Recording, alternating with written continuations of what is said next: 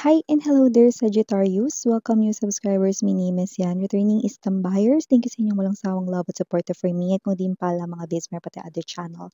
Link is down below sa ating description box. If interesado, i-click lamang yung link na yan para kayo mapunta there. At araw-araw ay nag-upload po tayo ng collective readings for all signs to on. At yun nga lahat ng gender dito. So, ba lalaki, LGBT, lahat ay welcome po. At syempre, just take only what resonates. Cross-watchers ni Sagittarius, welcome ka rin. May Sagittarius placement sa natal/birth chart, welcome din kayo. So let's go ahead and check these messages right here para sa iyo, Sagittarius.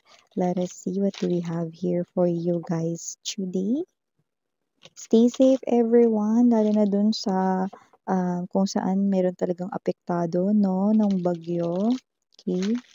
So, stay safe, no, everyone, sa lahat ng panig ng world. Thank you so much sa inyong walang sawang panonood at pakikinig. Okay, thank you so much din sa ating mga spirits and angel guides.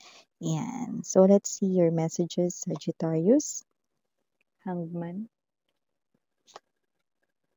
Four of Coins. High Priestess. Four of Swords. Could be seeing a lot of number fours, but doesn't have to be. Justice energy. Okay, Page of Coins. Para sa ating bottom of the deck, Three of Cups, Four of Wands, and Ten of Cups. Oh, mukhang gumaganda yung love life energy ninyo rito, Sagittarius. Kung sino man ang kakonek ninyo, seryoso talaga siya sa iyo. Talagang like na like ka niya.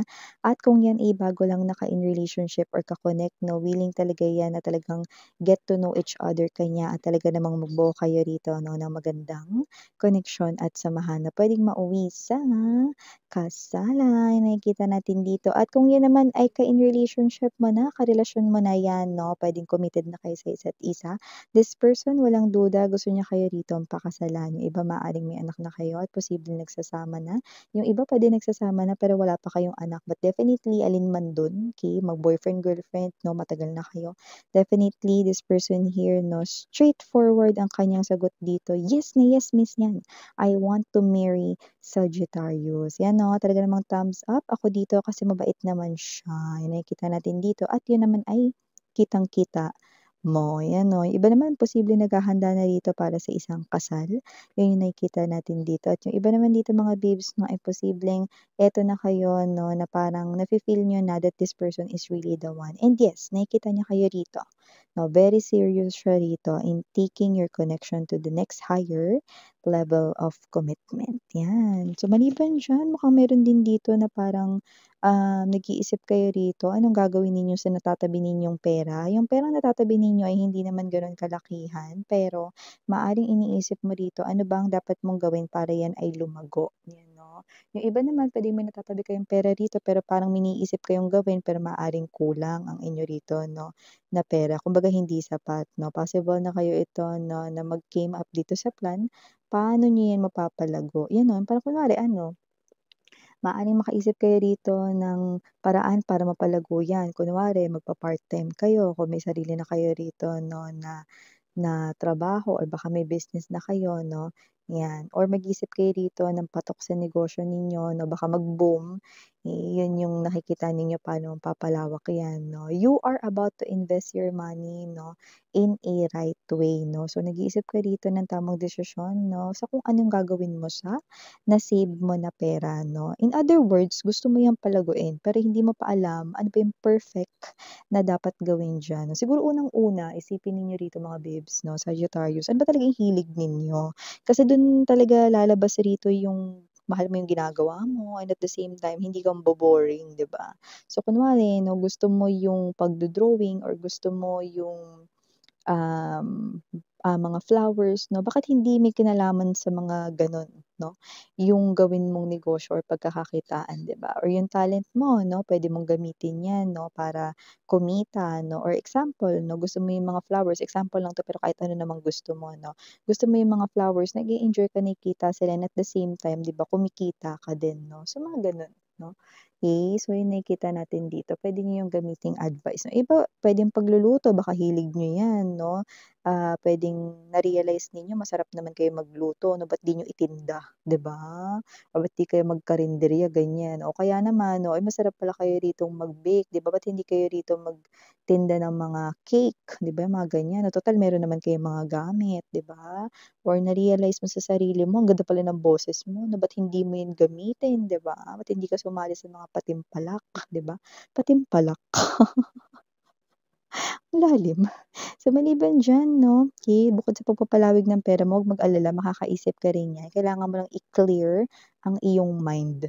Four of Swords energy, Hangman energy.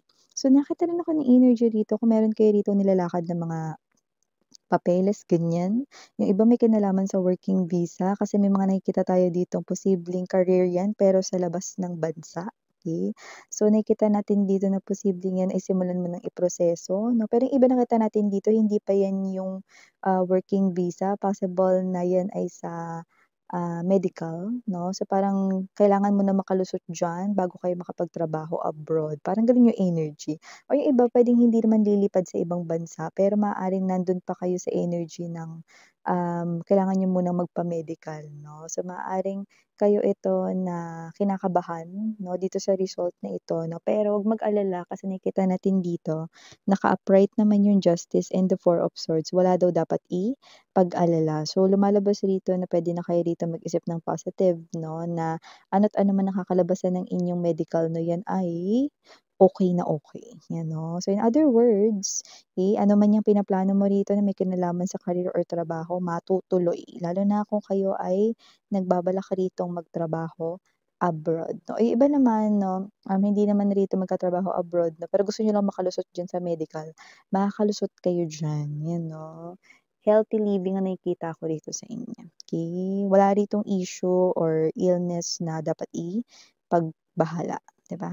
So, maliban diyan nakita rin ako ng energy rito ha, possible that with the Page of Coins energy and the High Priestess meron ditong younger than you or mas nakababata sa'yo rito mga babes, so na lumalabas na parang meron siya ritong, kailangan, pera, pero parang hindi niya ma-open sa'yo kasi nga alam niya na marami ka rin ditong gastusin, alam niya rito na marami ka rin ditong isipin regarding money, pero kailangan niya rin ng money and yung energy niya rito mas bata sa inyo, possible na iba nag-aaral pa 'to or kung hindi 'to nag-aaral, possible na siya yung klase ng energy na posibleng nakalapit na siya sa inyo nung nakaraan 'no, kaya nahihiya itong lumapit ulit sa'yo, you know. Pero ikaw lang kasi yung parang nakikita niya rito na talagang makikinig sa kanya or maniniwala sa kanya rito. Well, hindi naman siya sinungaling sa lumalabas dito.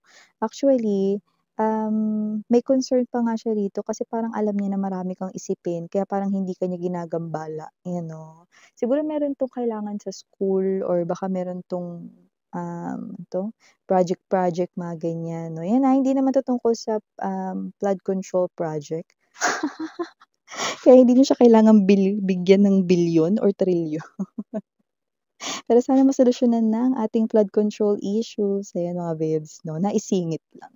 So yun nga 'no, lumalabas rito 'no, na kung sino yan puwedeng yan nakababata mong kapatid o baka naman anak mo yan, sweetheart 'no, kung may anak ka na. O yung iba naman puwedeng pamangkin mo yan 'no, or puwedeng friend mo rin basta mas bata sa'yo sa age yung nakikita natin dito, okey? So maliban diyan, Sagittarius, nakita rin ako rito na maaaring sa inyong tahanan 'no is possible rito 'no, na mas maging magaan pa ang sitwasyon sa loob ng inyong house. Mas maging happy pa kayo 'no, at pagkakasundo rito ay very evident 'no. At mas magiging maganda ang samahan dahil maaaring meron dito mga bagay na magiging little joy sa loob ng bahay. Paanong little joys, miss yun? Yung nakakatawa na parang may mga situations na bigla na lang kunwari gagawin dito yung anak mo kung may anak ka na, ta's yun na yung little joys ninyo 'no, yung happiness inside the home 'no, yung nakikita natin dito 'no. Maganda 'to kasi lumalabas dito na 'pag napanatili niyo yung ganitong klase ng aura sa loob ng bahay ninyo, possible na mas pumasok yung swerte sa inyong, life 'no, okey, or sa inyo ritong family 'no, for the next 3 months, you know. Yung nakikita natin dito yung happy family, yung nag-aaway 'no, nagkakasundo lang dito 'no. Okey lang yung may mga asaran, hindi naman yun considered away, eh. Yun ay considered as, lambing 'di ba, sa loob ng family. So, maliban diyan 'no, maaaring ikaw rin ay imbitahan rito ng mga old friends mo pero maaaring hindi ka makasama. okey? Kasi parang sa nakikita kung sino 'tong mga old friends mo parang magkakalayo kayo. Kunyari yung iba nasa Maynila tapos ikaw nandun ka naman sa probinsya, ta's yung iba, eh, nandun naman sa probinsya rin pero malayo din 'no, parang may energy kayo rito na gusto mo silang makita pero baka tamarin ka, yung gano'ng klase ng energy. Bakit naman 'no, pero nakita ko talaga dito baka posibleng tamarin ka. Possible na siguro kasi itong pagkikita nito malayo pa, hindi yung kunwari, next week na gano'n. Parang malayo pa kaya parang may energy ka na ayaw mo muna mag-pay attention masyado dito or, meron kang iniisip rito na baka hindi naman 'to matuloy. Siguro may history kayo dati 'no, na magkakalapit kayo 'no, pero hindi kayo nagkikita kahit na nagpaplano kayo. May gano'ng klase ng energy. Uy, pero i-push niyo na 'to, kasi nakita ko mga old friends mo 'to 'no, puwede mga childhood friends. Puwede rin naman ng mga high school best friends mo 'yan or college best friends or baka mga kababata mo 'no, mga ganiyang klase ng energy 'no. Yeah, possible talaga na yung pagkikita ninyo malayo pa kaya baka tamarin ka. So, maliban diyan meron din tayong energy right here for you, Sagittarius 'no, na possible na dumaan sa pagsubok 'no, ang inyong relationship at yung iba dumadaan na kayo ngayon sa pagsubok na possible na kayo ay magkaroon ng pag-aaway or baka nag-away na kayo ngayon ng partner, boyfriend, girlfriend or asawa mo 'no. Pero huwag mag-alala kasi hindi naman matatapos ang inyong relationship na normal lang naman 'yan sa magka-connect or partner 'no. Pero yun nga mga babes 'no, isa kasi ito sa parang klase ng problema 'no, na parang yung misunderstanding dito parang tumutugma 'no, pero wag kang mag-alala kasi yun ay hindi naman totoo. Paano ko ba bibigyan ng example 'to ng mas malinaw? Kunyari ganito, feeling mo nagsisinungaling sa'yo yung partner mo kasi lahat ng mga signs tumutugma sa kanya, pero yung mga signs na yun, mali yun.